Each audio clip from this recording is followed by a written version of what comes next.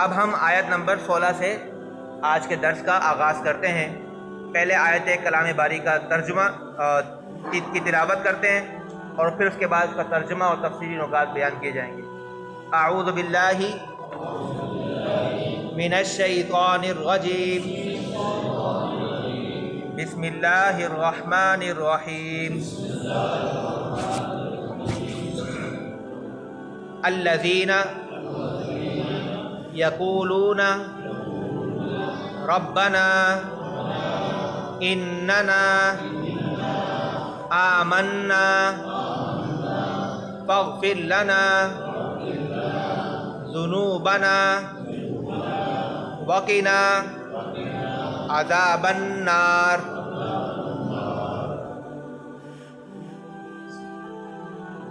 یہ آیت پچھلی آیت سے متعلق ہے۔ پچھلی آیت میں اللہ تعالیٰ نے متقی اور پرہیزگار لوگوں کے آخرت میں ملنے والے انعام و اکرام کا تذکرہ فرمایا کہ آخرت میں انہیں جنتیں نصیب ہوں گی، اللہ کی رضا خوشنودی نصیب ہوگی۔ تو وہ لوگ کون ہیں، ان کی کیا نشانی ہے، اس کی وضاحت اس آیت مبارکہ میں اللہ تعالیٰ فرماتا ہے الذین یقولون ربنا، یہ وہ لوگ ہیں، الذین یہ وہ لوگ ہیں، یقولون جو کہتے ہیں، ربنا اے ہمارے رب، اننا آمنا بے شک ہم تجھ پر ایمان لائے، فاغفر لنا ذنوبنا پس تو ہمارے گناہوں کو بخش دے، وقنا عذاب النار اور ہمیں آگ کے عذاب سے محفوظ فرما۔ یعنی کہ متقی لوگوں کی ایک نشانی اللہ تبارک تعالیٰ بتا رہا ہے کہ متقی اور فرمانبردار جو لوگ ہوتے ہیں وہ ہر وقت رب ذوالجلال کی بارگاہ میں دعا کرتے رہتے ہیں، ہر وقت رب ذوالجلال کی بارگاہ میں استغفار کرتے رہتے ہیں، اپنی کوتاہیوں، اپنی نافرمانیوں کا اعتراف کرتے ہوئے ندامت کا اظہار کرتے رہتے ہیں اور رب ذوالجلال کی بارگاہ سے کبھی بے پرواہ نہیں ہوتے، ہمیشہ رب ذوالجلال کی طرف متوجہ رہتے ہیں اور دعا کے ذریعے اپنے تعلق کو رب کے ساتھ قائم رکھتے ہیں۔ الذین یقولون ربنا اننا آمنا، وہ لوگ یقولون جو کہتے ہیں ربنا اے ہمارے رب، اننا آمنا بے شک ہم ایمان لائے، جو بھی تیرے رسول نے ہمیں تعلیمات دی ہم ان تمام کو مانتے ہیں، ان تمام باتوں پر ایمان لاتے ہیں۔ فاغفر لنا ذنوبنا، تو اس ایمان لانے کے سبب اے ہمارے رب فاغفر لنا ذنوبنا ہماری بخشش فرما، ہمارے گناہوں کو معاف فرما، اور جب گناہ معاف ہو جائیں گے تو کیا ہوگا، وقنا عذاب النار، تو جو جہنم ٹھکانہ ہے گنہگاروں کا اس سے ہماری حفاظت فرما، وقنا اور ہمیں محفوظ فرما، ہمیں بچا، عذاب النار دوزخ کے عذاب سے، آگ کے عذاب سے، نار کہتے ہیں آگ کو۔ امام فخر الدین رازی رحمۃ اللہ تعالیٰ علیہ تفسیر کبیر کے اندر اس آیت کے تحت فرماتے ہیں یہ ایمان ہی ہے جس کی وجہ سے کوئی بھی شخص اللہ تعالیٰ کی مغفرت اور رحمت کا مستحق بنتا ہے۔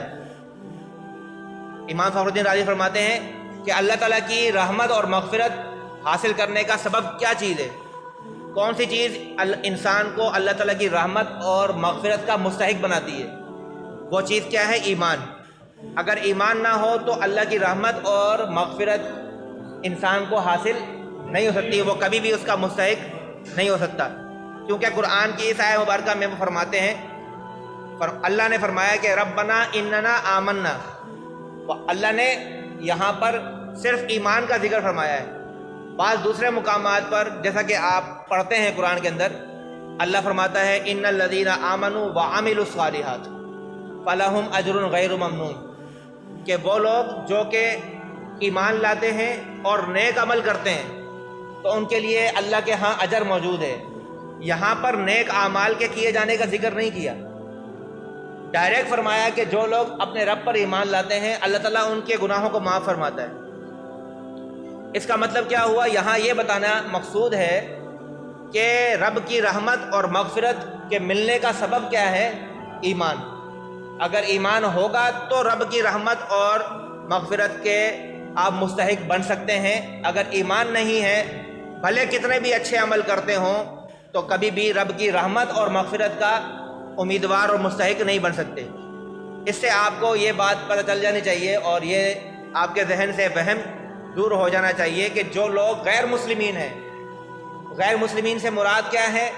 جو رسول اللہ صلی اللہ تعالیٰ علیہ وسلم کو اللہ کا نبی نہیں مانتے یا آخری نبی نہیں مانتے، خاتم النبیین نہیں مانتے، آپ پر ایمان نہیں لائے، خواہ وہ عیسائی ہوں، خواہ وہ یہودی ہوں جو کہ پہلے مسلمان ہوا کرتے تھے، یعنی کہ موسیٰ پر ایمان لا کر یہودی مسلمان ہو گئے، عیسیٰ پر ایمان لا کر عیسائی مسلمان ہو گئے، لیکن چونکہ اب وہ دین منسوخ ہو چکے اور آخری دین دین محمد صلی اللہ تعالی وسلم آ چکا، اور اب اگر وہ نبی اکرم صلی اللہ تعالی علیہ وسلم پر ایمان نہیں لاتے ہیں، بھلے وہ ابھی موسیٰ پر ایمان رکھتے ہوں، بھلے وہ ابھی عیسیٰ پر ایمان رکھتے ہوں، بھلے انجیل تورات کو مانتے ہوں، اس کے مطابق زندگی گزارتے ہوں، تب بھی وہ مومن نہیں کہلائیں گے۔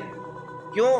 کیونکہ جب شریعت منسوخ ہو گئی اور آخری نبی اس دنیا میں تشریف لے آئے اور قرآن مجید نازل ہو چکا، تو اب اس پر ایمان لانا ضروری ہے، اور جو اس کو نہیں مانتا، رسول اکرم صلی اللہ علیہ وسلم کی ذات پر ایمان نہیں لاتا، تو وہ بندہ مومن کے لانے کا حقدار نہیں ہے۔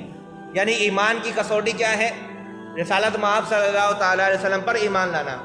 اللہ پر ایمان لانے والے ابھی بھی بہت سے لوگ ہیں، اللہ کے ایک ہونے کا اقرار کرنے والے ابھی بھی بہت سے لوگ ہیں، لیکن ان کا یہ اقرار قابل قبول اس وقت تک نہیں ہوگا جب تک کہ وہ رسول اللہ صلی اللہ علیہ وسلم پر ایمان نہ لائیں۔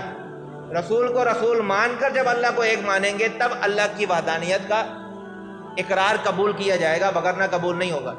دوسری بات یہ پتہ چلی کہ جو غیر مسلمین ہیں، خواہ وہ کتنے ہی نیک عمل کرتے رہیں، آپ دیکھتے ہیں کہ غیر مسلمین بھی دوسرے لوگوں کے لیے، انسانوں کے لیے فلاح و بہبود کے کام کرتے ہیں، کچھ ایسے ادارے بنا دیتے ہیں جس سے دوسرے انسانوں کو فائدہ پہنچتا ہے، کوئی ایسی چیز ایجاد کر دیتے ہیں جس سے دوسرے انسانوں کو فائدہ پہنچتا ہے، کوئی ایسے کام کر دیتے ہیں جس سے دوسری انسانیت کو فائدہ پہنچتا ہے، لیکن ان جو بھی چیزیں وہ کر رہے ہیں دنیا کے اندر، اس کا جو بھی اثر ہے یا جو بھی اس کی جزا ہے، اللہ تبارک و تعالیٰ انہیں دنیا میں ہی عطا کر دے گا، آخرت میں ان کے لیے کوئی حصہ نہیں ہے۔